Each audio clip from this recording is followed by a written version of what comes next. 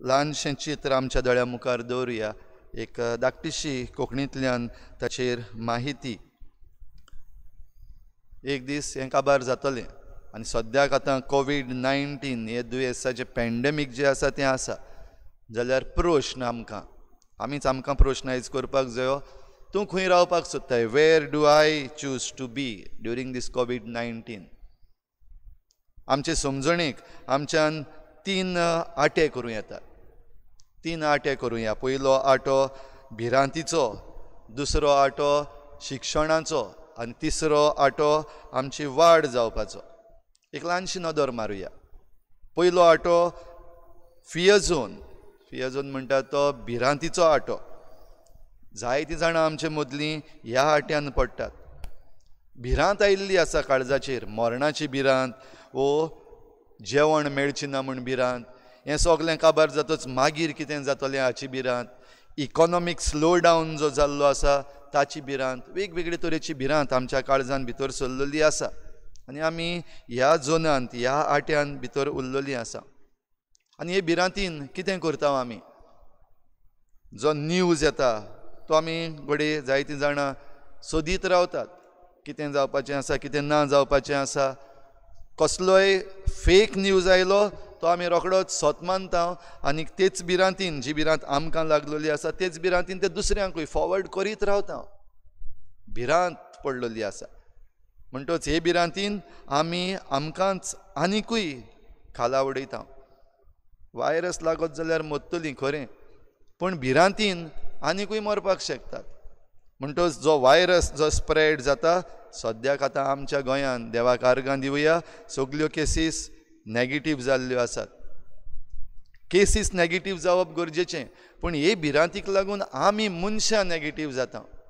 आमचें सवें एकामेका सवें नॅगेटीव जाता. दुसऱ्याक सगलीं दुबावान पडयतात. सरकाराक आमी दुबावान पडयता. जे ऑथॉरिटीज आसात, काम करतात, तांकां आमी दुबावान पडयता. लोक जो आसा तांकां दुबावान पडयता.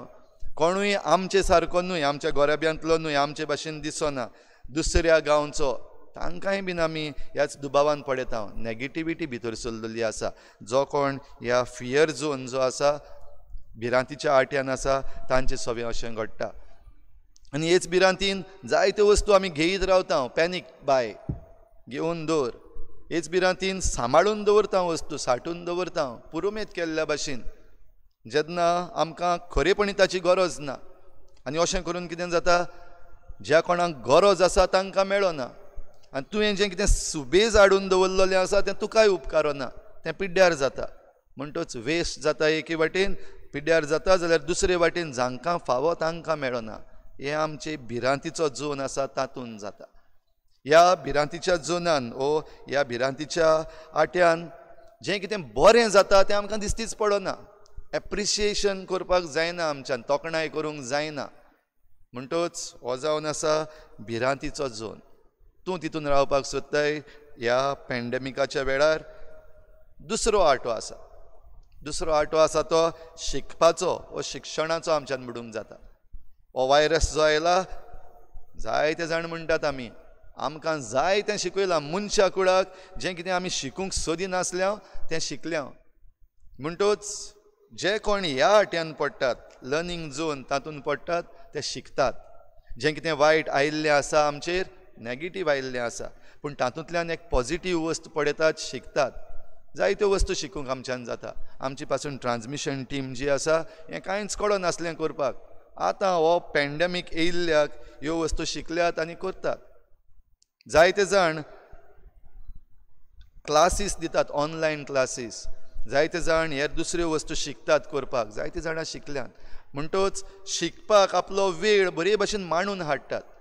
सो जो कोण ह्या शिकपाच्या आट्यान पडटा, लर्निंग झोन जो आसा, ताका उमेद आसा जिविताची. नव्यो वस्तू जाणा जावंक सोदता. नव्यो वस्तू दुसऱ्यांकूय शिकयता, आपुणूय शिकता आनी दुसऱ्यांकूय शिकयता. तर हें करता आसतना आपणाक कितें कितें शिकपाक जाय तें वेंचून काडटा. इस्कॉलां पासून, कॉलेजी पासून बंद आसात सद्याक, पूण किरीत भाशेन सरकारानूय मागलां ऑनलायन क्लासीस चालू दवरच्यो. शिकोवचें, शिकप बंद जावपाक जायना. म्हणटच हो कोविड-19 लॉकडावन जाल्लो आसा तेन्ना आमी शिकप चालूच दवरपाक जाय.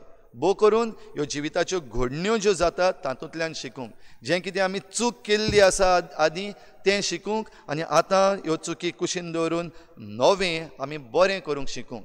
जाल्यार शिकपाचो झोन वो लर्निंग झोन आसा तातूंत तूं आसा, तातूंत तूं रावपाक सोदता जाल्यार शीक. जायत्यो ऑपॉर्च्युनिटीज, जायते सोयेग आमकां आसात, जायते जाण आमकां हे सोयेग दितात. तिसरो आटो आसा तो वाड जावपाचो, ग्रोथ झोन. आनी हो ग्रोथ झोन म्हणटा तातूंत खेरीत भाशेन आमची वाड जाता. आमी नव्यो वस्तू शिकता, आनी जें कितें घडटा आतां हें कोविड-19 तातूंतूच रावपाक न्हय. जें कितें आमी शिकता तें मागीर आमच्या फुडाराक हें काबार जातलें, तशेंच उरचें ना. केन्ना काबार जातलें आमकां खबर ना, पूण काबार जातलें. तें काबार जाल्या उपरांत मागीर कितें? जो लॉकडावन केल्लो आसा तो आमची मोत बंद करूंक वा आमची वाड बंद करूंक न्हय, पूण आमकां एक तयारी करूंक.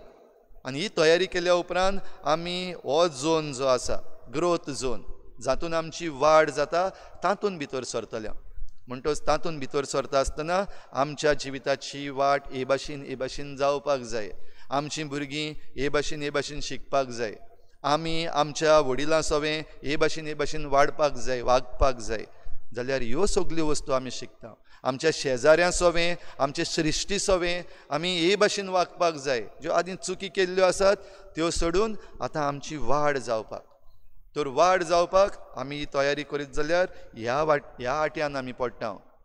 ग्रोथ झोन म्हणटच प्रश्न हो, where do I want to be? तूं खंय रावपाक सोदता? हें आख्खें कोविड-19 पॅन्डेमीक जेन्ना आमचेर आयिल्लें आसा, तूं खंय रावपाक सोदता? तूं भिरांतीन रावपाक सोदता, दुसऱ्यांक भिवोवपाक सोदता, वो शिकपाक जे तुका आतां सोयेग मेळटात ते सोयेग घेवन तूं शिकपाक सोदता आनी शिकोवंक सोदता? वो तिसरो झोन जो आसा तातूंत हें सगळें शिकून फुडाराची तयारी बरे भाशेन करूंक आनीक वाड जावंक, तुजीच खासगी वाड, घोराब्याची वाड आनी आमच्या आख्ख्या देशाची आनी आख्ख्या संवसाराची वाड जावपाक तूं प्रयत्न करूंक सोदता. हाचेर इल्लेंशें लक्ष आमी जण एकल्यान घालचें आनी आमचो निर्णय घेवचो.